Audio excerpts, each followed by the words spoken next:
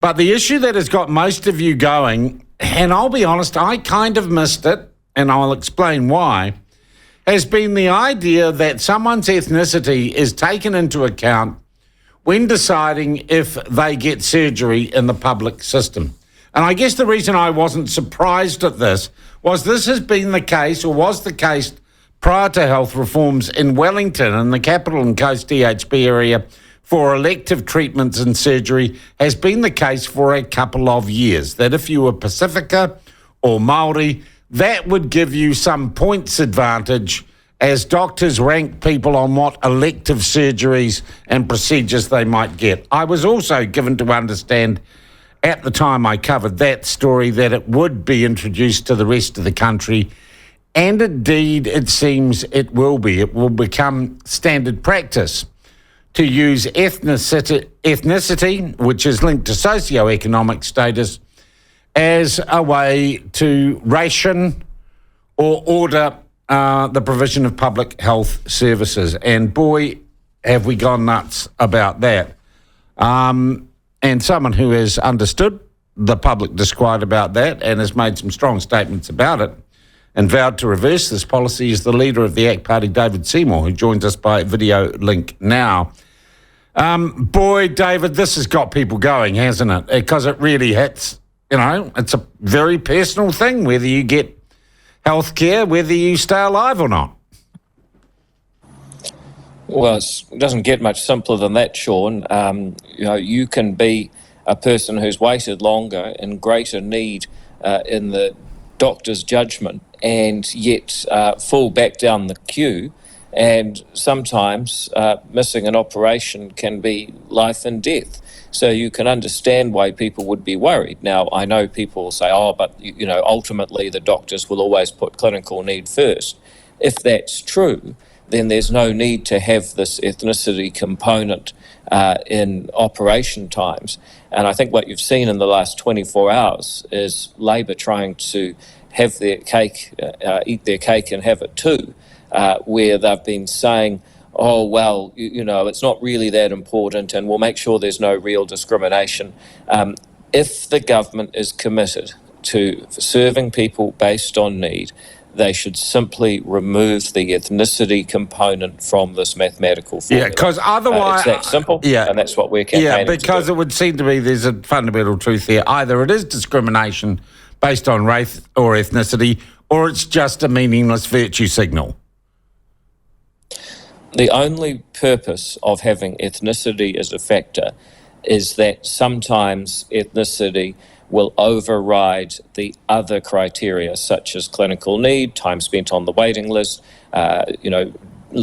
location. They've said if you live far away, it's harder to get in for surgery, and maybe you should get some priority for that. Okay, I can sort of accept that. Or if you're poorer, then you should get priority again. I think that's actually questionable too. But most social services have some sort of priority that they help people out who have less. The idea that a person who is doing very well is not in as great a need as others around them should go ahead in the queue because of their background, their ancestry, their ethnicity. It's just offensive, and it's actually offensive to a lot of Maori and Pacific people who have actually done well in life, thank you very much, and are still treated as though they're disadvantaged. So that people often forget that aspect. Yeah. It's actually offensive to a lot of Maori and Pacific people. Yeah, somewhat patronising. All right. Look, the thing is, to be honest, Dave, and the reason perhaps I didn't react to this the way that most of the country has, this has been for elective surgery in Wellington, Capital Coast District Health as it used to be. This has been in place for some time. This isn't a new concept.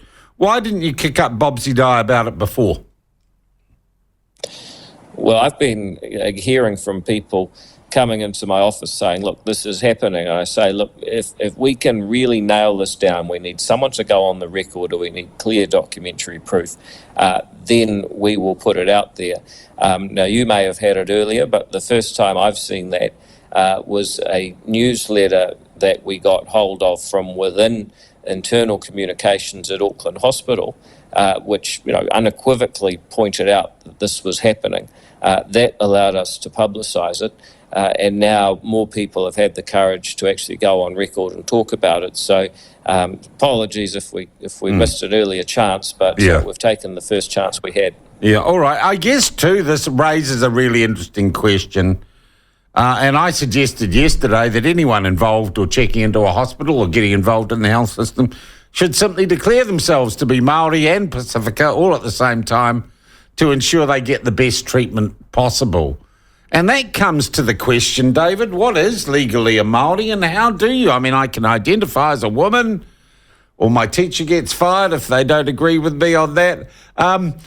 What is a Māori or Pacifica person? What quantum do we use to categorise people if we're going to go down this route? Well, for a long time, it has been self-identification. And, that's fine. I'd rather people get to say how they feel and connect than start going around, blood testing people. I mean, once you get into this debate, it's quite ugly. That's why I oppose these policies. Yeah, but you'd be fine. You're part Māori. You'd say I'm Māori if you were in the public health system, David? Well, I probably wouldn't because I disagree with the whole principle. But the facts are that self-identification doesn't work once you get a reward for self-identifying. So if you can't have self-identification, what are you left with? People having to prove what show their family tree. I mean, should they take a DNA test? It's all just ugly. And that's another reason why this has to stop, because once you start rationing something based on their genetics or their background or their ancestry, then, it's very, very ugly. And I don't think the government have fully thought this through. Yeah.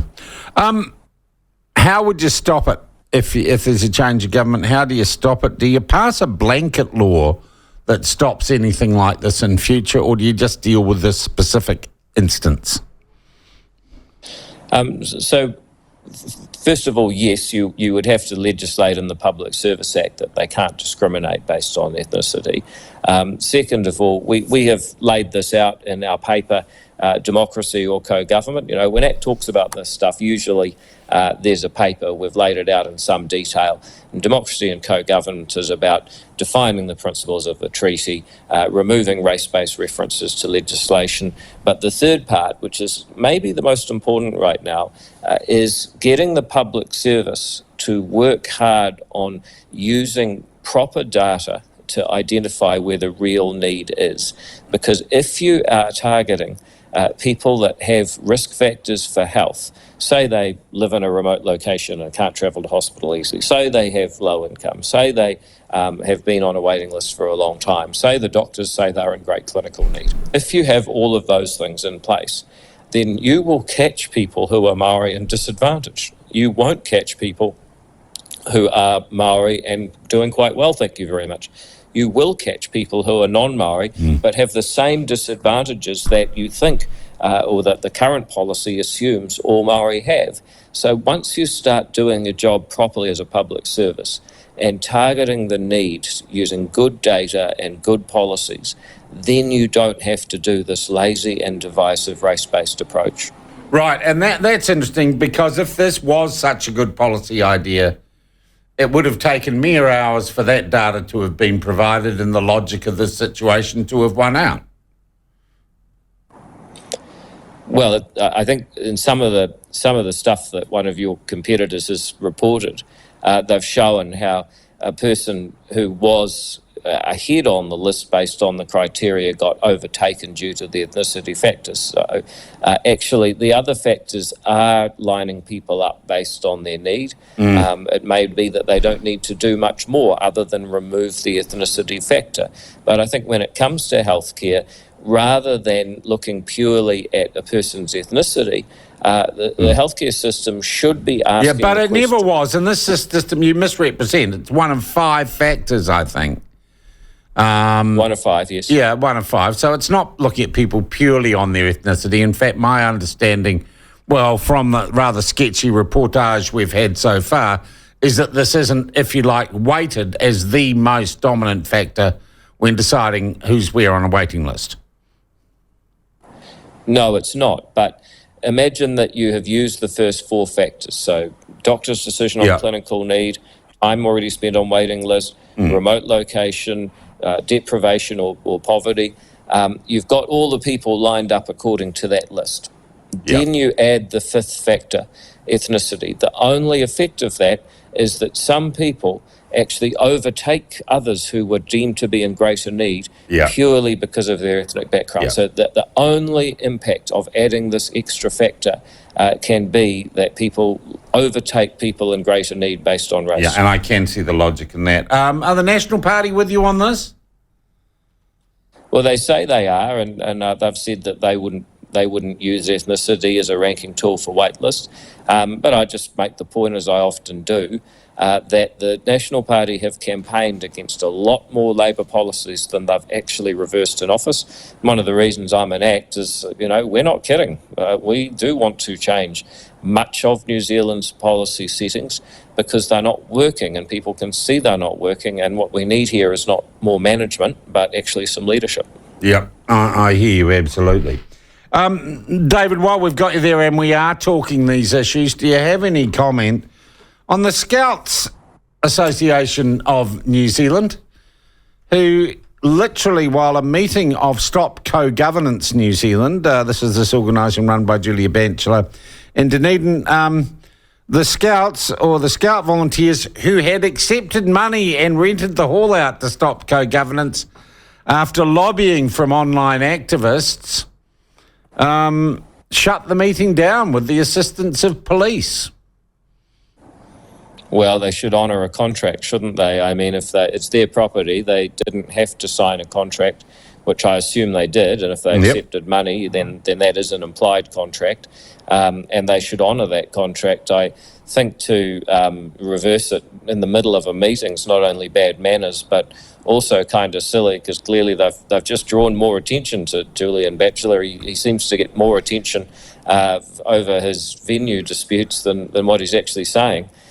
So I would say that's a real miss by the Scouts, bad manners, bad business practice, and if they're really opposed to Julian Batchelor, probably bad politics. Yeah. Well, we had someone pull out on us at the last moment this morning. We had hoped to speak to Meng Foon at 9 o'clock, and he tells us last night he's been advised not... What? Well, he may have resigned. I mean, who would know? Yeah, well, look, not someone you always agreed with, right? I did when he resigned. That's the first thing I thought he got right. But then it turned out he couldn't. He was actually better at resigning than he was at doing his job. But then it turned out he couldn't do that either. Yeah. The question is, if Meng Foon had to go, and he is arguing that he did disclose or tried to disclose his interest in these in this company that took government housing. And it's really hard to see in practical terms if you like, practical conflict of interest. But how can he have to go when Nanaia Mahuta is still a minister, given her the conflict of interest with their families that she pulled all sorts of tricks to get round, and that Michael Wood, who refused to divest in his airport shares, is still there? Meng Foon might quite rightly feel that he's been singled out for special, though entirely adequate treatment, David. Well, I think it's clear that we've got standards of ministerial conduct which are letting not just Labor and the government down, but the whole country down. Of course, those people should be gone, but as we know, Labor has a severe skill shortage. A lot of businesses are facing skill shortages, partly due to Labor's policies. But Labor themselves have a serious skill shortage. And when you see Ginny Anderson made the Minister of Police, she's about the 5th Minister of Police they've had, then you can see that they are keeping them on because they have no other options. Now, the government does need an injection of talent. And what I'd say to people is you give your party vote to ACT, because we've got some great candidates lining up already, and we'd be very happy to provide some more talented ministers to the next government. Meantime, I want to circle around and come back to where we started. What should a New Zealander do if they believe they have been discriminated against in a waiting list for public health care due to the fact that they are not Māori or Pacifica. What would you say to people in Auckland who might this very day be being told they've been gone or dropped further down the list, who believe they have been discriminated against on the grounds of race? Well, first of all, you actually have a right to treatment. It's in the Health and Disability Code of Conduct. That is enforced by the Health and Disability Commissioner. So I would look up the code, take the point, there's about 10 points that's most relevant to your situation, and I would write to the, I would say the Auckland District Health Board, but it's now a branch of Te Whatu Ora that has a Māori name that even I haven't memorised. Find out who that is, and that could take some challenge. But once you've found out who to complain to, take your complaint initially to the hospital, and then say, I will be following this up with the Health and Disability Rights Commissioner. And once you've taken it to that commissioner, then they are obliged to respond. And I would hope that they'll get a lot of complaints, which will force them to issue a response that this policy is wrong. We need to get more of the institutions of government seeing it our way, but ultimately we also need a change of government. So the other thing I'd urge people to do is vote. Yeah. And look, finally, I just want to throw this one past you because I'm moving on to it next. Do you think teachers should be deregistered? A teacher should be deregistered for not calling a 14-year-old or not recognising their gender dysphoria by using the wrong pronoun? Well, it seems a bit much to deregister them for that alone, but like all these things, any kind of court case or tribunal, there seem to be other facts in there. If you read some of the commentary, some of the views that he expressed, it seems like it was more than just he didn't want to call them by their pronoun. He was on a bit of a mission. I think the thing with this, so I don't want to comment on that case because I haven't seen all the documents. I wasn't at the hearing, etc. But you would think on the face of it, a disagreement about pronouns is not enough to end a good teaching career if that's what happened. But I just make the point that I always make about this issue. There needs to be some more tolerance and understanding, and it's a two-way street. So I abhor, as you do, the people that went to Albert Park and were, bashing up old women trying to have a meeting about women's rights. But equally, if there's a kid who's in a bad space and they want you to call them this or that, maybe what's getting off my nose here? It's just that this whole debate requires people to treat each other well. I think the worst offenders right now are actually on the trans activist side of the debate. But that doesn't mean that the rest of us are absolved from, treating people as we'd like to be treated. Yeah. Old-fashioned values. Yeah. David, I thank you very much indeed for your time this morning. We will talk again soon. That is David Seymour. So. Bye for now. That is David Seymour, leader of the ACT Party. Well, okay, they get in, they say National are on board with it. This just stops. This stops everywhere. Using race to delineate the delivery of public services and many people have used the term apartheid. Apartheid. I always think of two words. Keeping people apart and using hate to keep people apart. Apartheid. Brilliant word. And as I say, I wasn't that concerned yesterday because I'd kind of seen it introduced in Wellington and thought, well, that's the way the world's going. And maybe I was a bit slack because that isn't the way the world has to go. And I think Mr. Seymour adequately explains why it isn't the way the world should go. Sean, the bigger issue is getting to see a specialist if you're not Maori or Pacific Island. It's near on impossible in Auckland. I'm going to fly to Australia to see a specialist there. No other choice. Another fine morning, says Mel. Mel, I'd quite like you to ring me and tell me about your circumstances around that.